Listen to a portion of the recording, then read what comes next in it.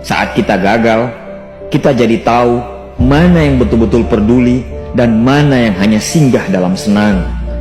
Saat kita tidak punya apa-apa, kita jadi bijak mengenal mana yang tulus dan mana yang bulus. Saat kamu sukses, kaya, dan lagi di atas dalam proses kehidupan, semua orang akan memuji, semua orang akan menyanjung, bahkan semua orang akan mengaku kalau dia ikut berperan dalam suksesmu. Tapi pada saat kamu jatuh, pujian itu akan berubah menjadi hinaan, sanjungan itu akan berubah menjadi cacian. Semua orang tidak akan pernah menganggapmu ada. Percayalah, saat gagal, semuanya menjadi gelap. Kamu akan ditinggalkan, dan kamu seperti ilalang kering di padang tandus.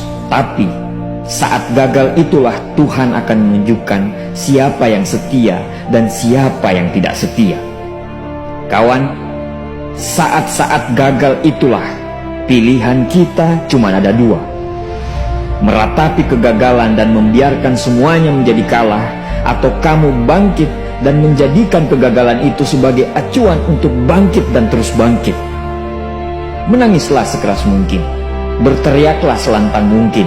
Tidak apa-apa. Tidak ada manusia hebat di dunia ini yang tidak pernah menangis dan berteriak karena gagal.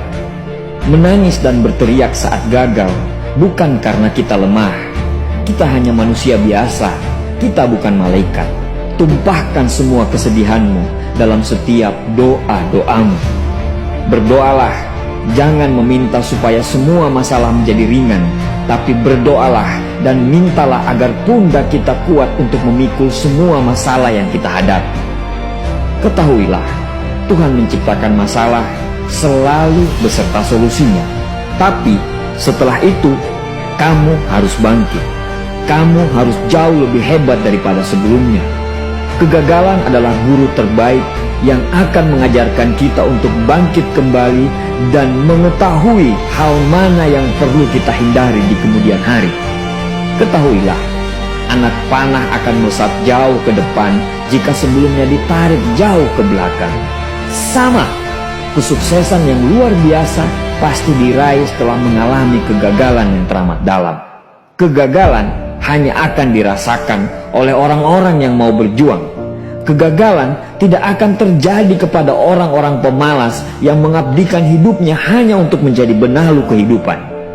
Bangkitlah, tapi ingat, saat kamu berjuang lagi, berjuanglah bersama orang-orang yang mau sama-sama berjuang, bukan dengan orang-orang yang hanya mau diperjuangkan.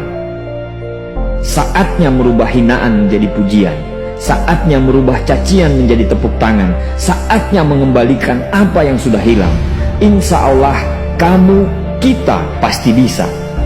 Pada saat sukses itu datang, datangi semua orang-orang yang menghinamu pada saat gagal.